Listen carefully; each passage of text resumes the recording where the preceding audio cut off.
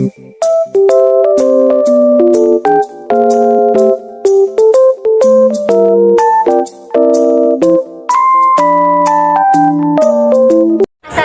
warahmatullahi wabarakatuh. Kami dari kelompok 1 akan mempresentasikan pengertian dari IPv 4 dan IPv 6. Kelompok kami terdiri dari saya sendiri, Amelia, Saya Anggina Liana. saya Daniel Chan.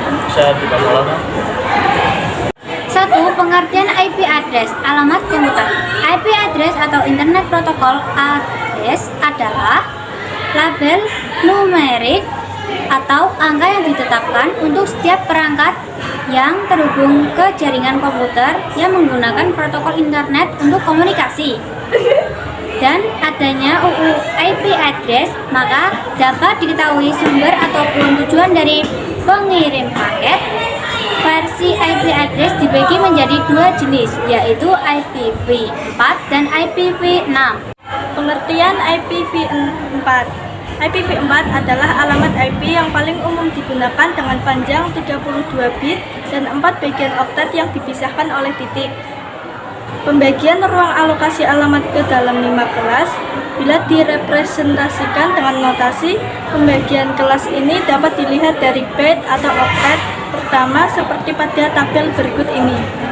Dari kelima kelas di samping, jenis alamat yang sering dipakai adalah alamat kelas A, B, dan C.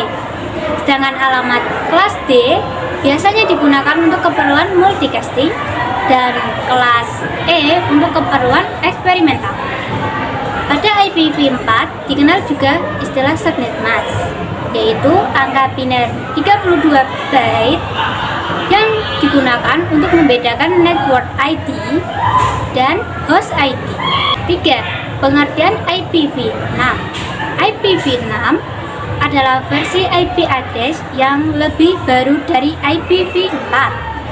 Dimaksudkan untuk menggantikan IPv4 karena variasi IPv4 yang kini mulai terbatas. IP ini adalah IP yang dikembangkan dari IP4 yang memiliki 128 byte dan mampu menyediakan lebih banyak IP address.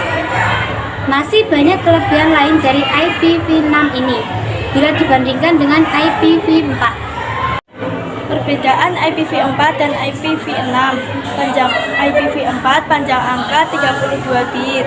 Jenis angka menggunakan angka saja atau numerik. Jumlah kelas alamat IP 5 kelas A sampai E.